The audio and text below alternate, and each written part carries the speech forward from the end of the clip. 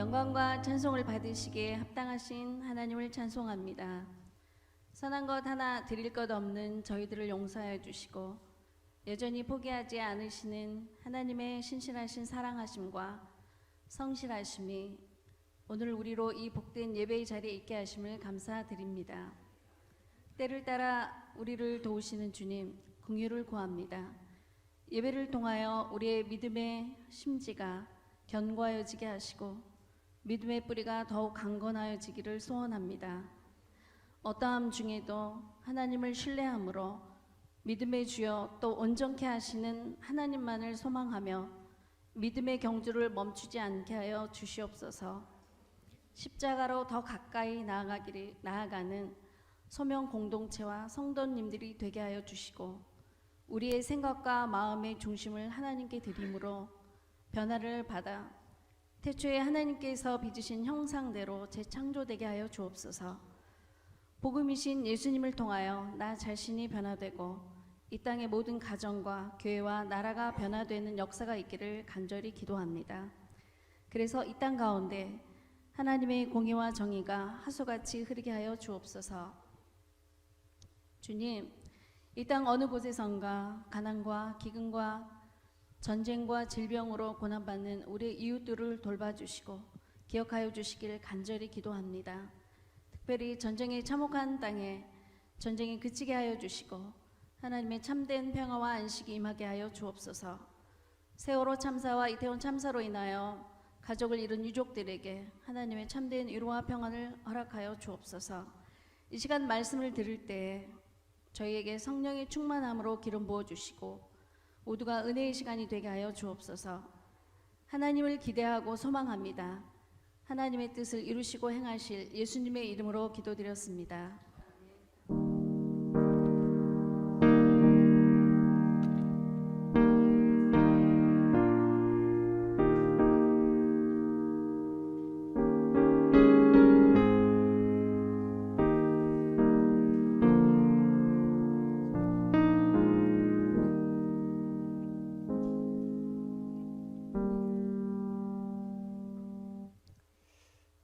오늘 주신 하나님 말씀은 빌립보서 1장 3절에서 11절 말씀입니다. 제가 봉독해 올리겠습니다. 빌립보서 1장 3절에서 11절 말씀입니다. 내가 너희를 생각할 때마다 나의 하나님께 감사하며 간구할 때마다 너희 무리를 위하여 기쁨으로 항상 간구함은 너희가 첫날부터 이제까지 복음을 위한 일에 참여하고 있기 때문이라. 너희 안에서 착한 일을 시작하신 이가 그리스도 예수의 날까지 이루실 줄을 우리는 확신하노라. 내가 너희 무리를 위하여 이와 같이 생각하는 것이 마땅하니 이는 너희가 내 마음에 있음이며 나의 매임과 복음을 변명함과 확정함에 너희가 다 나와 함께 은혜에 참여한 자가 됨이라. 내가 예수 그리스도의 심장으로 너희 무리를 얼마나 사모하는지 하나님이 내 증인이시니라. 내가 기도하노라. 너희 사랑을 지식과 모든 총명으로 점점 더 풍성하게 하사 너희로 지극히 선한 것을 분별하며 또 진실하여 허물 없이 그리스도의 날까지 이르고 예수 그리스도로 말미암아 의의 열매가 가득하여 하나님의 영광과 찬송이 되기를 원하노라. 아멘. 우리는 그동안 욥기를 통해서 우리네 현실을 창조주의 자유 그리고 창조주의 신비의 관점에서 바라보고 또 그것을 인정하고 또 그때에도 선하신 하나님께 기대는 방식에 대해서 묵상했습니다. 이것은 우리의 만만치 않은 현실, 그 안에 담긴 고단함과 수많은 비명들, 그 절규들, 그것들 끌어안고서 그럼에도 그 현실의 주인이신, 만만치 않은 현실의 주인이신 하나님께 나아가는 일이라고 달리 표현할 수 있을 겁니다. 편안해서가 아니고 여전히 고단하고 여전히 비명을 지를 수밖에 없는 현실이지만 그것을 끌어안고 그 현실의 주인이신 분이 하나님이신 것을 알고 인정하면서도 그 하나님께 나아가는 것. 그래서 우리가 욥기를 통해서 그것이 지혜라고 우리가 배우고 있습니다. 분명 쉽지 않은 길이고 믿음과 인내를 요하는 길입니다. 성경은 이를 이루고자 할 때 또 지혜를 구하라 권면하죠. 그것을 지혜라고 말씀하고 있습니다.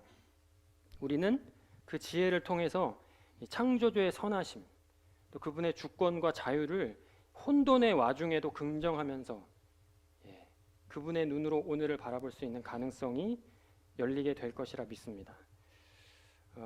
이 일을 위해서는 무엇보다도 하나님을 향한 사랑과 거룩한 열망이 우리에게 필요할 것이고, 그 하나님을 향한 정말 우리의 갈망, 정말 하나님 앞에 나아가고자 하는 우리의 소망, 그것이 이 좁은 길 위에 서게 할 겁니다. 정말 하나님을 사랑하는 사람들이면 그 길 위에 우리가 설 수 있게 될 겁니다. 이 사랑과 열망은 분명 주께서 먼저 보여주신, 주께서 먼저 행하신 그 은혜와 사랑에서 비롯되고, 그 은혜와 사랑에 관한 한 그리스도의 복음을 누리는, 그 십자가의 복음을 누리는 우리는 구약교회 성도들보다 더 확고한 근거 위에 있다, 그 근거를 가지고 있다 말씀드린 기억이 있습니다. 다시 말하면 주의 복음, 주님의 십자가, 그것이 우리에게는 지혜의 근원입니다. 그리스도께서 하나님으로부터 오는 지혜라, 고린도전서 1장 30절에 바울이 그렇게 가르칩니다. 그리스도께서 우리의 지혜이십니다. 창조주께서 행하신 놀라운 일, 성육신, 그분의 십자가, 주의 나라가 이 땅 위에 임한 이 일들을 우리가 경험하고 더 깊이 향유할 때 우리가 이해할 수 없는 현실을 창조주의 신비 안에서 인정하고, 또 그 안에서도 주님을 열망하고 찬송케 하는 그 지혜가 더 견고해지리라고 봅니다. 우리의 묵상은 이제 얼마 안 남았습니다. 욥기를 지나서 빌립보서로 갑니다. 다음 주가 이제 빌립보서가 시작이 되는데, 이 빌립보서 어떻습니까? 바울의 편지입니다.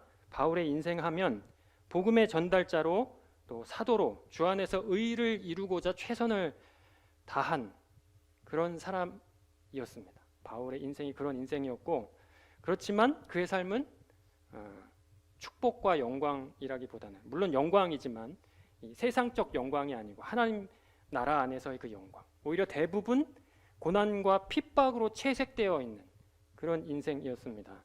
초대교회 성도들이 대부분 그런 분들이었을 겁니다. 물론 바울의 고난은 욥의 것과는 성격을 좀 달리하는 것이 분명합니다. 바울의 고난은 이유가 있는 고난입니다. 하지만 그렇다고 그것이 결코 쉽다고 말할 수는 없습니다. 다만 바울은 그때에도 창조주를 기뻐하면서 하나님 찬송하기를 쉬지 않습니다. 어떤 상황에서도 그는 하나님을 기뻐하며 찬송합니다. 이것은 그가 복음 안에서 정말 참다운 그 복음의 이해를 가지고 하늘의 지혜를 소유하고, 또 일생을 창조주와 동행하면서, 그리스도와 동행하면서 그 신비를 누렸기 때문일 겁니다. 우리는 이 그와 같은 성도의 지혜를 그의 편지들 안에서 읽어낼 수 있을 것이라 봅니다. 바울이 쓴 모든 서신과 편지들 안에 그런 지혜가 담겨 있을 것이라고 할 수 있습니다. 주의 영광과 신비를 모든 상황 속에서, 풍족할 때이든지 비참할 때이든지 그런 모든 상황 속에서 하나님의 영광과 신비를 긍정하는 방식에 대해서 우린 바울의 편지를 묵상하면서 배울 수 있을 것이라 봅니다. 오늘 본문은 빌립보 교회에 보내는 편지, 빌립보서의 서두에 해당합니다. 인사말이 끝나고 이제 감사와 간구 기도를 이제 올리는데 그 부분에 해당합니다. 빌립보 교회에 행하신 일을 하나님께 감사하고 그것을 토대로 간구 기도를 올리는 부분입니다. 이 부분은 정말 중요합니다. 바울이 복음 안에서 참 지혜와 참 생명을 누렸던 그런 사람이었다는 것을 기억하면, 그가 주의 몸된 교회를 생각하면서 하나님께 감사하고 간구한 내용은 같은 교회된 우리가 과연 무엇을 추구하고 어떤 가치를 견지하며 나아가야 하는지를 돌아보게 하기 때문입니다. 이 부분 굉장히 중요하죠. 당시 빌립보는 로마 제국의 식민 도시였습니다. 기원전 350년경에 이 마케도니아의 왕, 우리 잘 아시는 알렉산더 대왕, 그 알렉산더 대왕의 아버지의 이름이 필립이었거든요. 필립 2세라는 왕이었는데 그 필립 2세에 의해서 건설됐습니다. 필립이라는 이름을 따라서 빌립보라 이렇게 부르게 된 거죠. 마케도니아의 도시였지만 이후에 여러 번 전쟁의 과정을 거치면서 로마의 식민지가 됩니다. 이 도시와 관련해서는 기원전 42년에 벌어졌던 로마의 내전이 굉장히 중요합니다. 안토니우스, 클레오파트라 이런 이름들이 익숙하시죠? 옥타비아누스, 브루투스, 이런 유명한 사람들이 등장하는 싸움입니다. 브루투스 너 맞아 이런 대사들이 있죠. 브루투스가 카이사르를 암살합니다. 그 시저라는 당시 절대 권력자가 사라지니까 남은 자들이 이제 그 로마의 패권을 잡으려고 싸움을 벌입니다. 이 싸움이 굉장히 이 빌립보와 관련해서 중요한 싸움입니다. 이 싸움에서 옥타비아누스가 최종 승리를 합니다. 옥타비아누스는 성경에도 등장하죠. 누가복음 2장에 가이사 아구스도가 이제 호정 명령을 내려서 이제 유대인들이 뿔뿔이 흩어지잖아요. 원래 고향으로 돌아가죠. 그때 등장했던 왕이 옥타비아누스입니다. 왕자를 차지한 옥타비아누스는 이 싸움에서 공을 세운 사람들 있죠. 이 군인들, 그 군인들을 치하하기 위해서 이 빌립보를 활용합니다. 그들을 빌립보에 정착시키고 전쟁 영웅들이고 자기를 황제를 세웠으니까 굉장히 잘해줬겠죠. 아주 높은 자격을 부여합니다. 그들은 로마 시민이 갖는 그 법적 자격 그리고 수많은 혜택들 그것들을 동등하게 누릴 수 있었습니다. 굉장히 잘해줬죠. 그러니까 빌립보는 식민지였지만 자격으로 치면 로마와 다를 바 없었습니다. 로마의 복사판이었던 도시였습니다. 그러니까 옥타비아누스가 황제로서 역할에 손색이 없고 그 치하 안에서 로마가 승승장구하면 할수록 이 빌립보도 어떻습니까? 이 자신의 로마 시민으로서의 그 자부심이 엄청 강해지겠죠. 그러니까 빌립보 시민들은 옥타비아누스가 잘하면 잘할수록 우리가 그 이제 왕을 세웠으니 얼마나 강한 자부심이 있었겠습니까? 그런 사람들이 빌립보에 모여 살았습니다. 그러니까 빌립보서를 읽어보면 이 시민과 관련된 표현이나 암시들이 이제 여러 번 등장하거든요. 이와 같은 그 로마 시민으로서의 자부심이 반영된 그런 말씀으로 보시면 되겠습니다. 이 도시에 바울이 주의 교회를 세웁니다. 2차 전도 여행 때였습니다. 바울이 2차 전도 여행 때 마게도냐 환상, 기억나시죠? 마게도냐 환상을 보고서는 아시아로 가려던 길을 틀어서 유럽으로 향하죠. 그렇게 유럽으로 건너가서 만난 첫 도시가 빌립보였고 그곳에 세운 교회가 빌립보 교회입니다. 바울 편에서는 굉장히 이 교회는 특별했을 겁니다. 환상을 보고서 정말 주님의 말씀이고 주님의 부르심이구나라는 그 환상을 보고서 그 순종하여 나아간 첫 번째 이 발걸음 안에서 만난 도시였고 그리고 첫 번째 아시아를 넘어서 사역한 최초의 교회 그게 빌립보 교회였으니까 굉장히 바울에게도 중요한 의미를 갖고 있고 아마 이제 유럽으로 방향을 틀었으니까 결국은 로마는 바울이 가야 할 최종 목적지라 생각했을 텐데 아마 이 빌립보가 그 로마로 가는 첫 관문 같이 여겨지지 않았을까 이렇게 생각합니다. 교회도 빌립보 교회도 그 특별한 의미에 걸맞게 복음에 잘 반응했습니다. 교회를 세울 당시 빌립보 사람들은 바울을 아주 잘 받아들였고요. 바울의 사역에 여러 가지로 적극 참여하고 돕습니다. 그러니까 바울과 교회가 서로가 서로를 의지하고 기대했던 그런 관계 안에 있었던 것이라고 할 수 있겠습니다. 성도님들, 바울 평생에 정말 바울은 흔들림 없이 끝까지 달려갈 길을 달려갔지 않습니까? 이렇게 바울이 흔들림 없이 달려갈 수 있었던 데에는 이와 같은 열매들, 바울이 세웠던 그 열매들이 정말 큰 역할을 했을 겁니다. 복음을 전파하여 교회를 세우고 그 교회가 자신이 세운 그 교회가 정말 자기가 기도했던 대로 믿음과 사랑 안에서 잘 성장해 간다는 그 소식을 듣는 것보다 복음 사역자에게 더 큰 위로와 힘이 있었을까 이렇게 생각합니다. 바울은 그 소식을 들을 때마다 힘을 얻었겠죠. 이 고난과 핍박도 이겨낼 수 있는 그 힘을 교회들의 어떤 소식들, 잘 성장해가고 있는 믿음 안에서 뿌리를 잘 내리고 있는 그 교회들의 소식들을 통해서 힘을 얻었을 겁니다. 바울이라고 지치고 힘들 때가 왜 없었겠습니까? 가는 곳마다 박해와 고난이 뒤따라 다녔습니다. 돌에 맞아 죽을 뻔한 적도 있었습니다. 그럴 때마다 그를 옆에서 돕고 지지하고 일으켜 세운 교회들이 있었던 겁니다. 그들은 바울과 똑같이 빌립보 교회를 비롯해서 여러 교회들이 바울과 똑같이 고난을 당하면서도 그 믿음을 포기하지 않았습니다.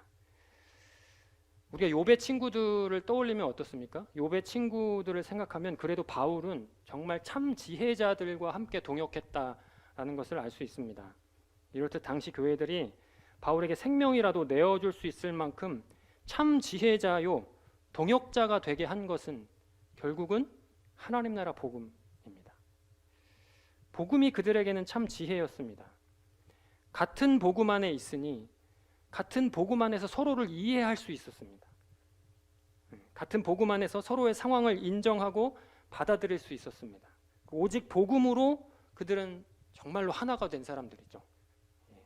상황이 어떠하든 그 안에들은 같은 길을 바라보고 같이 걸어가고 있는 사람들이었으니 서로에게 정말 영적 지지자들로서 굉장한 힘을 제공했고 기댈 수 있는 어떤 언덕을 제공했습니다. 빌립보 교회가 바울에게는 그런 공동체였습니다. 바울은 빌립보 교회를 떠올릴 때마다 하나님께 감사했습니다. 내가 그래도 하나님의 열심을 따라 살았다. 헛되이 살지 않았다. 하는 것을 이 빌립보 교회를 통해서 확인했습니다. 그러니 빌립보 교회를 위해서 기도할 때에도 기쁨으로 기도할 수 있었습니다. 고린도 교회나 갈라디아 교회 같은 경우는 근심을 가지고 기도했지만 그래도 빌립보 교회 같은 경우는 기쁨으로 기도했다. 이렇게 말하죠. 내가 너희를 생각할 때마다 나의 하나님께 감사하며 간구할 때마다 너희 무리를 위하여 기쁨으로 항상 간구함은 너희가 첫날부터 이제까지 복음을 위한 일에 참여하고 있기 때문이라. 바울이 빌립보 교회를 위해서 기도할 때 기쁨으로 기도했다고 하는데 이 구절은 그 기쁨의 이유가 무엇인가를 보여줍니다. 너희가 첫날부터 이제까지 복음을 위한 일에 참여하고 있기 때문이라 라고 합니다. 첫날부터 이때까지 복음을 위한 일에 참여하고 있다. 그래서 기쁨으로 기도한다. 그러니까 빌립보 교회는 이 바울의 사역에 긴밀히 참여한 교회였습니다. 바울이 이것을 기뻐하며 기도했다 이렇게 이야기하는데 이 말은 빌립보 교회가 이 바울의 사역에 조금 도움이 되었다. 나의 사역에 너희가 큰 도움이 되었다 하는 이런 단순한 이유 너머의 의미가 있다고 봐야 됩니다. 바울이 왜 이것을 기쁨으로 여기고 감사하고 있는지는 자신의 사역에 도움이 되었다 하는 이 이유보다 더 깊은 의미가 있습니다. 빌립보 교회가 복음 사역에 깊이 참여하고 있다는 사실은 이 교회의 참 가치를 보여줍니다. 교회가 무엇에 관심을 가지고 있는가? 그 당시 초대교회 안의 상황을 생각하면 이 교회, 이 빌립보의 상황을 잘 생각하면 이 교회는 정말 어떤 관심을 가지고 어떤 가치를 지니고 있었는가를 나타냅니다. 받은 바 복음이 얼마나 큰 가치를 지니고 있는지 그것을 알고 누리지 않으면 복음을 위한 사역에 그렇게 깊이 관심 가지고 참여하는 것은 정말 복음이 뭔지 알았기 때문입니다. 이것은 오늘날이라 해서 다르지 않을 겁니다. 어떻습니까? 바울의 사역하면 바울의 복음 사역이라 하면 곧 고난과 핍박이라 할 수 있을 만큼 그의 사역 여건은 늘 어려웠습니다. 어디를 가나 반대에 부딪히고 저항에 부딪혔죠. 그에게 복음 사역은 곧 고난이었다 해도 과언이 아니었습니다. 사도행전 16장에 보시면 빌립보에서도 어김없이 그와 같은 상황이 전개되고 있었던 것을 알 수 있습니다. 빌립보에 머물던 때에 바울과 실라가 이 기도하는 곳을 가다가 귀신 들린 여종 하나를 만납니다. 그녀는 점을 쳐서 주인들에게 큰 돈벌이를 해주던 그런 사람이었습니다. 그 여자가 바울 일행을 쫓아다니면서 그들을 곤란하게 했습니다. 그러니까 바울은 그리스도의 이름으로 여종의 귀신을 내쫓아 버립니다. 점을 쳐서 돈을 벌어다 주던 여종이 귀신에게서 해방된 겁니다. 그러니까 여종의 조인으로서는 어떻습니까? 돈벌이 소망이 사라진 거죠. 돈벌이가 이제 끝이 나버린 겁니다. 이에 그 주인들은 바울 일행이 사람들을 소란케 했다는 이유로 그들을 고발하고 매질해서 옥에 가둬버립니다. 빌립보에서 일어났던 일입니다. 그러니까 이제 빌립보 사람들에게 최고 가치, 그 주인들의 가치는 돈이었습니다.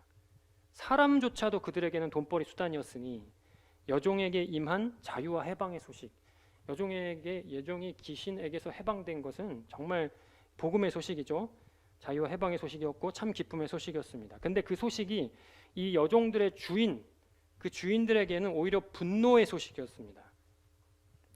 로마의 버금가는 특권을 누렸던 이 빌립보라는 것을 기억하면 이 빌립보의 지배적 가치는 결국 돈과 권력이었다는 것을 알 수 있습니다. 자기들이 로마 시민 못지않게 누렸던 그 풍요와 풍족함 그리고 그 위치, 권력 이런 것들이 그들에게는 최고의 가치였습니다.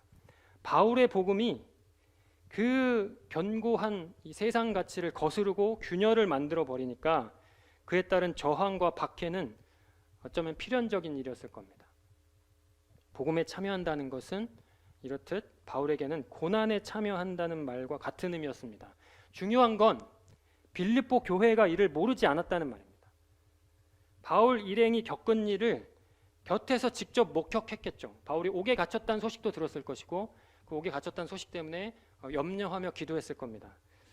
그들은 복음을 위한 일에 참여하는 것이 어떤 의미인지 잘 알았습니다. 그럼에도 그들은 어떻습니까? 이 일에 바울과 깊이 동역하고 있습니다. 복음을 위한 일에 참여한다고 해서 하늘에서 돈이 떨어지거나 축복이 주어지는 것이 아닐 수도 있다는 것을 알고, 오히려 그거보다는 돌에 맞아 죽을 수도 있고 사람들의 조롱과 핍박에 시달릴 수도 있는 길이었지만, 그것을 알고 있었지만 그럼에도 이 교회는 그 일에 깊이 동역합니다. 요컨대 빌립보 교회는 바울을 통해서 복음을 전해 듣고 그것이 참 진리인 것을 깨닫는 은혜가 있었습니다. 빌립보라는 도시가 가지는 그 프라이드 있죠. 자부심과 명예, 그리고 어떤 특권들, 빌립보 안 사람만 갖고 있었던 이 우월감과 이 특권 의식이 있었을 겁니다. 그것들을 압도하는 그 창조주 하나님의 사랑과 은혜를 복음 안에서 발견한 겁니다. 창조주 하나님의 백성이 되는 이 놀라운 일의 가치를 알아보고 그 안에서 진정한 자유와 안식을 맛보니 그들은 고난 중에도 주님의 주권과 통치를 인정하면서 좁은 길 위에 그렇게 기쁨으로 설 수 있었던 겁니다. 그러니까 복음이 그들에게는 지혜였고 참 생명이었습니다. 1장 5절 보시면 복음을 위한 일에 참여하고 있다 이렇게 기록하는데요. 여기서 참여라는 단어는 그리스어로 헬라어로 코이노니아입니다. 익숙한 단어죠. 교제라는 의미로 널리 번역됩니다. 바울이 지금 복음을 전파하고 교회를 세우고 세운 교회를 돌보고 말씀을 가르치고 하는 일로 평생을 보내는데 그 일에 적극적으로 뛰어들어서 물질적인 필요가 있으면 십시일반 그 필요를 채우고 함께 기도하고 사람이 필요하면 가서 돕기도 하고 또 늘 관심 가지고 안부를 묻고 하는 그런 일들을 지금 어떻습니까? 코이노니아라는 단어로 표현하고 있는 겁니다. 그것들이 일이나 사역의 개념이 아니고 교제이고 나눔의 개념으로 지금 이 빌립보 교회는 그 바울의 일에 참여하고 있는 것이죠. 성도의 교제란 성도들 사이에 믿음을 나누고 서로에게 그 믿음을 격려하고 사랑하고 함께 예배드리는 일도 교제이죠. 정말 중요한 교제입니다. 또 한 가지 이렇듯 이 빌립보 교회가 한 것처럼 복음을 위한 사역에 적극적으로 참여해서 복음을 전파하는 일에 어떤 방식으로든 돕고 몸은 떨어져 있을지라도 마음은 함께하여 기도하고 필요한 것을 늘 돌보고 하는 일도 주 안에서 참 교제라는 것을 우리가 알 수 있습니다. 그게 정말 일이나 사역으로 생각하지 않고 우리 교회 소명교회 안에서 얼마나 많은 일들을 행하고 있습니까? 지금 우리가 알게 모르게 우리 교회가 정말 많은 일들을 하고 있습니다. 한국 교회를 위해서 또 선교를 위해서 우리가 선교적 존재로서 어디를 가나 우리 지역사회 안에서 정말 좋은 사람으로 살고자 애쓰고 계시잖아요. 그 자체가 하나님의 이 사역과 하나님의 행하는 일에 참여하고 계시는 중이신데 그것이 하나님과의 교제라는 의미입니다. 사역과 일의 개념이 아니고 우리는 정말 하나님과의 풍성한 나눔과 교제를 누리면서 기쁨을 우리 안에 누리고 있다는 의미입니다. 지금 빌립보 교회가 그렇게 이 바울의 사역에 참여하고 있는 겁니다. 우리도 이것을 잘 기억해서 주님과의 코이노니아, 성도 간의 코이노니아를 누리고 있다는 그 마음으로 그 기쁨 가운데 주의 일 행하기를 원합니다. 우리 사역자도 그 일이 정말 저에게도 정말 필요한 일이구나라는 것을 우리가 이 말씀 준비하면서 저도 다시 다짐하는 그런 시간이었습니다.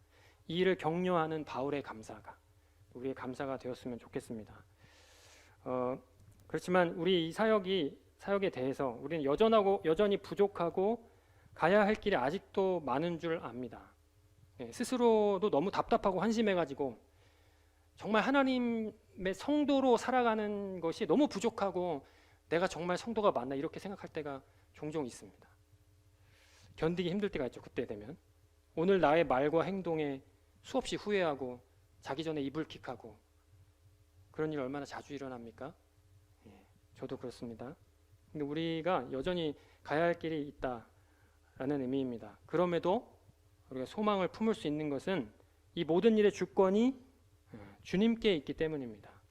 1장 6절인데 함께 같이 읽어볼까요? 같이 읽겠습니다. 너희 안에서 착한 일을 시작하신 이가 그리스도 예수의 날까지 이루실 줄을 우리는 확신하노라. 예. 우리 교회를 사랑하시고 착한 일을 시작하신 분은 주님이십니다. 그리고 그분께서 우리로 더 큰 소망을 품게 하시고 복음이 진리인 것을 깨달아 알게 하시고 그 복음을 위한 일에 헌신하는 그런 사람들로 만들어 가실 겁니다. 착한 일이란 무엇입니까? 뭐 좋은 일, 뭐 선한 일 이렇게도 번역할 수 있는데 이 착한 일이란 가까이 이 지금 오늘 읽었던 본문의 문맥 안에서는 복음을 위한 일에 참여하고 있는 것을 의미합니다. 그것이 착한 일이라고 할 수 있습니다. 이 빌립보라는 특별한 도시에서 빌립보라는 정말 이 자부심 가득한 이 도시에서 복음에 참여한다는 것은 어떤 의미였는지 이미 말씀을 드렸습니다. 그 시대의 본을 따르지 않는 일이고 빌립보 도시가 갖고 있는 그 가치를 거스르는 일이고 자기를 내려놓는 일입니다. 그것이 복음을 위한 일에 참여하고 있다는 뜻입니다. 그것이 착한 일이라 이렇게 가르칩니다. 극심한 재난 가운데서도 고난과 핍박 가운데서도 쉬이 물러나지 않는 일이고 이 땅에서의 생명까지도 주 앞에 맡기는 일이 착한 일이라 이렇게 이야기합니다.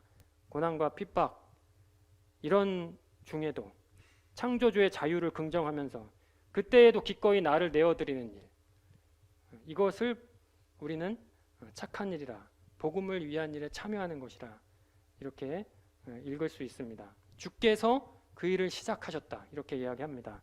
시작하신 분이 주님이시니 그분께서 완성하실 것을 바울은 지금 확신하고 있죠.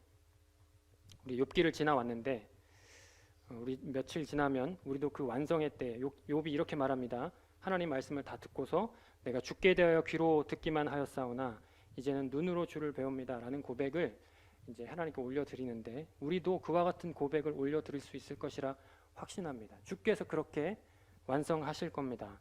이 바울의 확신은 어디에서 비롯된 확신입니까? 십자가에서 죽으시기까지 신실하셨던 그 주님의 신실함입니다. 예. 바울의 복음 이해 또 주님을 만났던 그 예수님을 만나서 그 예수님과 깊이 그 교제를 누렸던 그 바울이었기 때문에 그 주님의 신실함을 누구보다도 잘 알았고 그 누구보다도 깊이 경험을 했습니다. 그러니까 그 주님이 시작하셨으면 반드시 완성된다는 확신이 그 안에 있었습니다. 우리도 가지고 있는 확신이라 믿습니다. 완성을 기대하고 확신하면서 이제도 주님께 나아가기를 우리 성도님들 멈추지 마십시오. 7절 내가 너희 무리를 위하여 이와 같이 생각하는 것이 마땅하니 이는 너희가 내 마음에 있음이며 나의 매임과 복음을 변명함과 확정함에 너희가 다 나와 함께 은혜에 참여한 자가 됨이라. 내가 예수 그리스도의 심장으로 너희 무리를 얼마나 사모하는지 하나님이 내 증인이시니라. 바울과 빌립보 교회가 얼마나 끈끈한 관계 안에 있었는지 우리는 이 편지 곳곳에서 확인할 수 있습니다. 너희가 내 마음에 있다. 예수님의 심장으로 너희를 사랑한다. 이런 표현들을 정말 강조하면서 사용하고 있죠. 교회도 교회지만 이렇게 지금 바울이 교회를 향해서 이런 고백을 하고 있다는 건 바울도 빌립보 교회를 엄청 많이 의지하고 있다는 겁니다. 이 지금 바울의 상황은 어떻습니까? 로마에 감금되어 있는 상황입니다. 언제 어떤 일이 일어날지 예측할 수 없는 이런 상황에 처해 있다는 것을 생각하면 바울은 지금 빌립보 교회 같은 이런 지체들이 얼마나 생각이 났고 그들의 기도와 그들에게서 기대할 수 있는 그 마음들, 사랑하는 마음들을 바울도 지금 아주 많이 의지하고 있다는 것을 알 수 있습니다. 당대의 모든 사람들이 걷는 길을 거슬러서 다른 방향으로 나아간다는 것은 무척이나 외로운 일일 겁니다. 우리 성도님들이 지금 그런 삶을 살고 계시죠. 우리 교회로 하나님의 백성으로 이 시대를 살아간다는 것은 정말 쉽지 않은 일이라는 것을 알 수 있습니다.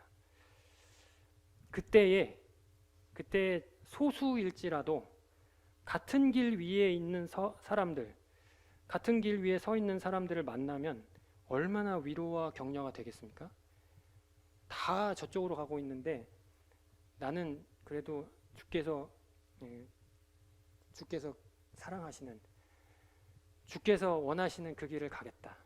이렇게 돌아서서 오는 사람들, 정말 외로운 길인 것을 알고 고난과 핍박이 있을 줄도 알고 그러고 각오하고 오는 길인데 우리는 연약하니까 그래도 힘들죠.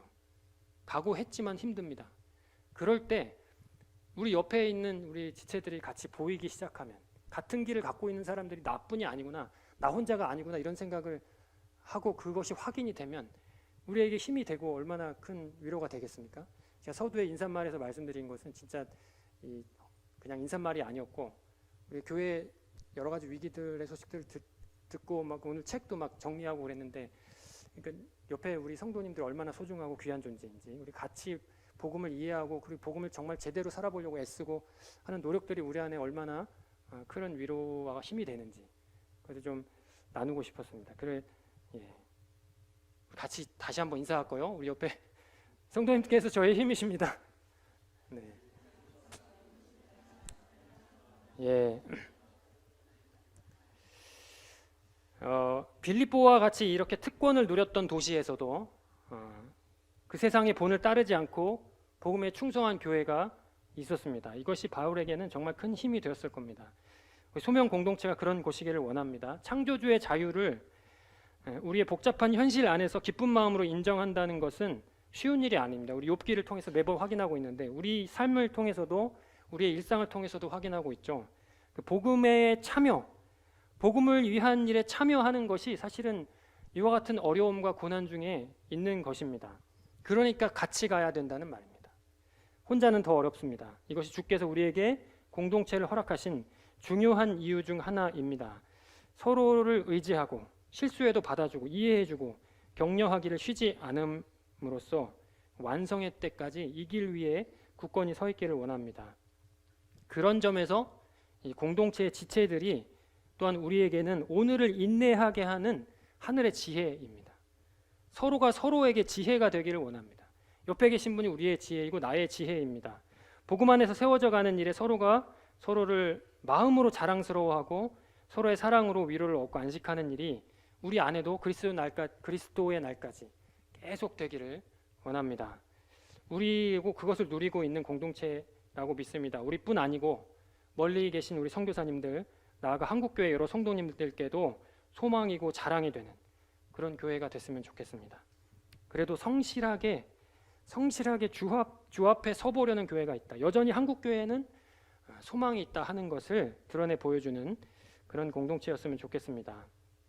9절에서 11절은 간구기도에 해당합니다. 간구기도. 예수님의 심장으로 사랑하는 교회라. 이렇게 사랑을 고백한 이후에 이 빌립보 교회를 위해서 간구합니다. 그러니까 이제 얼마나 이 빌립보 교회를 사랑하는지를 먼저 말하고 나서 기도하는 내용이니, 이 지금 그 기도에는 바울의 간절함이 담겨 있습니다. 한마디 한 단어도 형식적인 간구나 상투적인 축복일 리가 없습니다. 이 간구 안에는 이 당신이 사랑하는 교회에 반드시 주께서 성취해 주셔야 할 일을 지금 표현하고 있는 것이고, 그 간결한 언어로 기도를 올리고 있는 것입니다. 9절 보시면 내가 기도하노라 하고서 기도의 내용을 소개하죠. 우선 너희 사랑을 지식과 모든 총명으로 점점 더 풍성하게 하사 합니다. 바울은 이 빌립보 교회의 사랑이 더 풍성해지기를 원합니다. 그러니까 이 말은 첫날부터 이제까지 복음을 위한 일에 참여하고 바울의 매임과 복음을 변명함과 확정함에 빌립보 교회가 다 바울과 함께 이 은혜에 참여한 자가 되었다는, 그 바울과 동역했던 이 모든 일의 동기가 사랑이었다라는 것을 말해줍니다. 빌립보 교회는 바울을 사랑했습니다. 하나님을 사랑했고 예수님을 사랑했기 때문에 지금 이 복음을 위한 일에 참여하고 있는 겁니다. 이 사랑에는 한계가 없습니다. 이만하면 됐다 할 수 없다는 의미입니다. 사랑으로 시작했으니 그런 사랑으로 계속 유지가 되면 그만하면 됐다 이런 것이 아니고 점점 더 풍성해지기를 지금 기도하고 있는 겁니다. 빌립보 교회가 받은 은혜의 복음은 그들의 삶을 완전히 변화시켰습니다. 진정한 자유와 평화를 복음 안에서 발견했습니다. 십자가 안에서 발견되는 그 놀라운 사랑과 은혜로 빌립보 교회는 진정한 안식과 행복을 경험한 겁니다. 그러니 이제 그들에게는 빌립보의 화려함이 아니고 주님을 사랑하는 사람들입니다. 이렇듯 복음을 진정으로 경험한 사람들은 주님을 사랑함으로 복음을 위한 일에 기꺼이 참여합니다. 사랑하는 주님께서 이제까지 일하시니 우리도 애정을 가지고 그 일을 합니다. 사랑하는 하나님이 계신 곳으로 우리는 그 길을 따라가는 것이죠. 참 진리가 선포되는 일에 깊은 관심을 가지고 직접 그 일에 참여하면서 이웃을 돌보고 하나님 나라 백성으로서 마땅히 행해야 할 바를 행하고자 능력을 구하고 또한 능력을 구한 대로 삶 가운데 실제 행하는 이 모두가 오직 주를 사랑하면서 비롯되는 것입니다. 의무와 책임감, 부담 이런 요소들은 오래가지 못하죠. 두려움은 더 말할 필요도 없습니다. 쉽게 지치고 재미없어지고 그렇습니다. 특별히 공동체 리더십들, 저를 비롯해서 우리 사역자들, 목사님들, 장로님들, 또 우리 집사님들, 무엇보다 우리 주님 사랑하는 일에 더욱더 힘쓰셨으면 좋겠습니다. 사랑해야 우리가 지치지 않을 수 있겠습니다. 24년을 앞두고 교회가 있는데 이제 24년에 더 많은 일들을 우리가 계획하고 있는데 그 모든 일에 우리가 주님 사랑하는 그 사랑으로 한 마음이 되었으면 좋겠습니다. 사랑도 사랑이지만 오늘 본문에 좀 더 주목해야 할 단어가 있습니다. 9절 잘 보시면 어떻습니까? 바울이 단순히 사랑만을 언급한 것이 아니고 사랑이 풍성해지기를 원하는데 지식과 모든 총명으로 그렇게 되기를 원한다 합니다. 성도의 사랑에는 지식과 총명이 반드시 필요하다는 말입니다. 길잡이가 필요하다는 거죠. 인간의 사랑과 온정이라는 것이 인간의 사랑과 온정이라는 것이 우리 인간의 한계, 너무나도 완고하고 짧은 이해 아래서 얼마나 쉽게 속임을 당하고 얼마나 왜곡된 방향으로 흐르는지를 우리는 지금 이 시대에도 늘 확인하고 있는 것 같습니다. 광장에서 소리 높이는 분들을 보십시오. 그분들의 교회의 사랑과 나라 사랑은 정말 크게 놀랍니다. 그분들과 교제를 나누다 보면 그분들만큼 하나님을 사랑하는 분들이 없습니다. 정말 그 하나님 사랑하는 마음을 도무지 의심할 수가 없고 믿음이 정말 좋으신 분들이죠. 하지만 우리는 그분들의 깃발에 동의할 수 없습니다. 그들의 사랑이란 분명 엉뚱한 곳을 향해 있습니다. 무엇이 옳은지 분별하지 못하고 이리저리 떠밀려서 방황하는 모습입니다. 그러니까 우리네 사랑이라는 것이 그렇다는 말입니다. 정말 쉽게 방향을 잃습니다. 그러니 바른 지식과 총명이 이 사랑 안에는 반드시 동반되어야 합니다. 성도님들, 바울이 본문에서 사용한 지식이라는 헬라어 단어는 신약 성경 안에서 20회 정도 사용되었습니다. 하나님과 관련된 지식을 의미합니다. 에피그노시스라는 말이고 이 말 외에 지식이라고 번역된 여러 단어가 있는데 이 지금 특별히 오늘 본문에서 사용한 이 지식이라는 단어는 하나님과 관련된 지식을 의미합니다. 종교적이고 좀 더 근원적인 지식을 의미하는 거죠. 바울 서신의 다른 곳에서 사용된 예를 한번 살펴보면 이렇습니다. 로마서 10장 1절에서 3절인데요. 형제들아, 내 마음에 원하는 바와 하나님께 구하는 바는 이스라엘을 위함이니 곧 그들로 구원을 받게 함이라. 내가 증언하노니 그들이 하나님께 열심히 있으나 올바른 지식을 따른 것이 아니니라.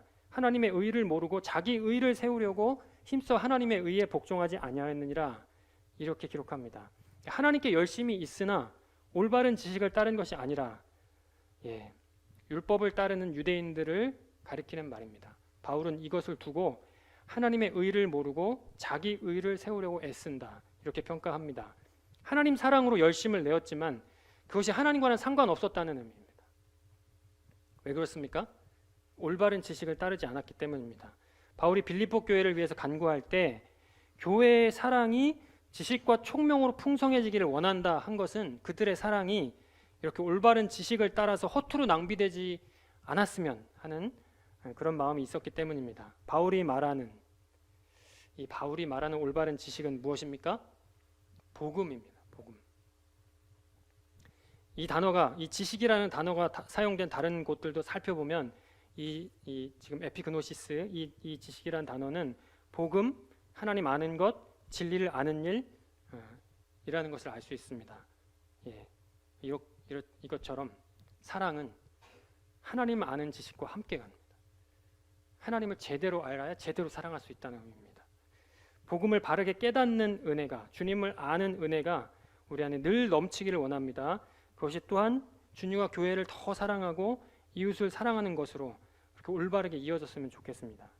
지식과 함께 짝하고 있는 총명은 통찰력이라고 보는 것이 좋습니다. 여러 가지 의미로 번역될 수 있지만 통찰력이 가장 적절한 것 같습니다. 이것은 주를 아는 지식을 적용하는 것과 관련된다고 보시면 되겠습니다. 지식도 갖춰져 있고 사랑도 풍성한데 우리의 일상 그리고 삶, 사람과 사람 사이의 관계 이 안에서 그것이 어떻게 드러나는가 이런 것이 이제 총명이라고 할 수 있겠습니다. 영적인 상상력, 관계적 상상력 이런 말들 우리에게 익숙하죠. 사랑을 행하는 데 필요한 일종의 영적 센스라고 보시면 될 듯합니다. 허락된 지식을 바탕으로 우리의 일상과 삶의 여러 모양들을 통찰하고 적용하는 그런 능력을 말합니다. 이것처럼 지식과 총명은 그리스도의 사랑을 우리 안에 있는 사랑을 맑고 또렷하고 더 풍성하게 하는 데에 없어서는 안 되는 것들입니다. 그래서 교회가 이것을 아주 많이 강조하는 거죠. 나는 하나님 계신 것 알고 그리스도를 통해서 구원받은 것 알았으니까 지식이야 그것으로 충분하다. 이제 나 혼자 내 방식대로 사랑을 베풀리라. 이렇게 할 수 없다는 말입니다. 그러니까 성도 간의 끊임없는 교제와 가르침과 격려 그리고 말씀의 귀 기울임 이런 것들을 통해서 주님을 더 깊이 알고 말씀을 온전히 깨달아 갈 때 하나님의 사랑을 더 깊이 이해하게 될 때 비로소 사랑도 우리 안에서 주 안에서 풍성해지고 또 올바른 방향을 가질 수 있겠습니다. 10절이 그 말입니다. 사랑을 지식과 총명으로 풍성하게 해서 지극히 선한 것을 분별하고 그래서 그리스도의 날에 진실하여 허물이 없는 모습이기를 바란다. 그러니까 사랑이 지식과 총명으로 풍성하게 해져야 계속 점점 더 날로 풍성하게 해지는 이 일이 우리로 주님 오실 때에 허물없고 진실하게 되는 그런 모습으로 바르게 서게 할 것이라 그런 의미입니다. 우리가 끊임없이 지식과 총명으로 사랑이 풍성해지기를 원합니다. 바울이 이렇게 간구한 것은 바울의 간구 기도 9절에 10절 이렇게 살펴봤는데 이것은 정확하게 오늘의 교회에도 정말 여전히 유효한 기도입니다. 바울 당시 초대교회에도 유대주의자들을 비롯해서 이 사랑의 방향, 그들의 열심의 방향을 혼탁하게 하는 수많은 이론들이 있었죠. 끊임없이 이단들과 싸웠던 초대교회 역사를 기억하면 정말 그 사랑의 방향을 굉장히 혼탁하게 흐리게 만들었던 여러 가지 이론들이 있었습니다. 오늘날도 다르지 않죠.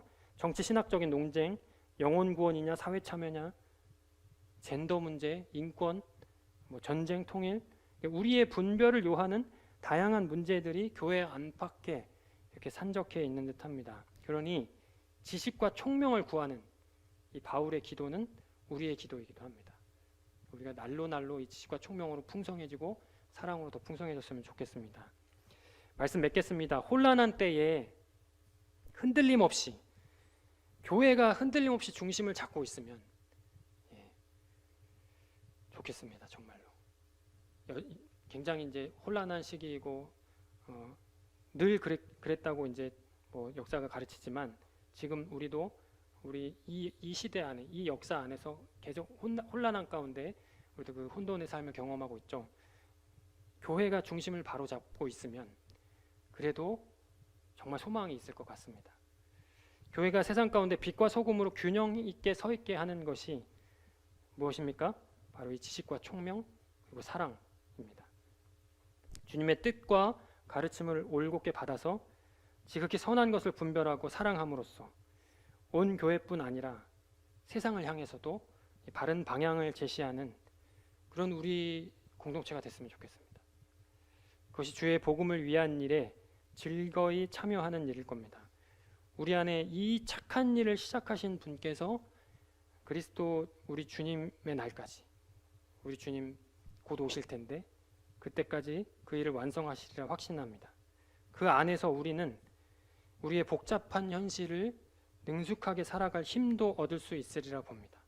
그렇게 서로 사랑하면서 서로 기대고 더 주님을 깊이 알아가고 하면 우리의 일상 안에서 여러 가지 어려움들이 벌어지고 여러 가지 고난과 고통의 상황들이 계속되는데 그때에도 주님을 안에서 이제 위로를 얻고 성도 안에서 또 격려를 얻고 하면서 우리가 다 함께 이 현실 안에서도 하나님 앞에 나아갈 수 있는 힘을 얻을 수 있으리라고 봅니다. 그 지혜로 우리가 더 풍성해지리라 믿습니다. 성도님들, 복음이 우리에게는 참 지식이고 총명이고 지혜입니다.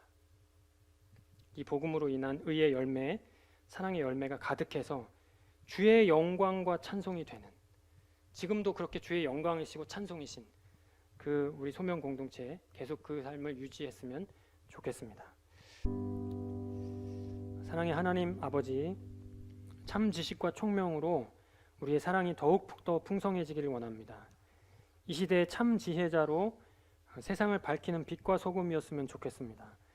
여전히 연약하고 부족하고 내가 과연 그런 사람으로 살 수 있는가 고민하지만 이 일을 시작하신 분이 주님이시고 여전히 우리와 함께 하시는 분 주님이시고 그 일을 반드시 완성하실 분도 주님이신 것을 믿습니다. 그 주님 신뢰하며 나로서는 안 될 것 같지만 주님이 계시니, 주님 여전히 함께 하신다 말씀하시니 우린 그 길을 주님 믿고 나아갑니다. 주님, 저희로 그 주님을 매일 발견하게 하시고 그 주님 때문에 저희가 지혜로워지게 하여 주옵소서. 복음을 통해 주어지는 그 지혜로 우리가 공동체를 사랑하고 이웃을 사랑하고 우리 가족들을 사랑하고 옆에 있는 형제님들 자매님들 사랑할 수 있게 하여 주옵소서. 주의 영광과 찬송이 되기를 원합니다. 감사하며 이 모든 말씀 존귀하신 예수님의 이름으로 기도합니다. 아멘.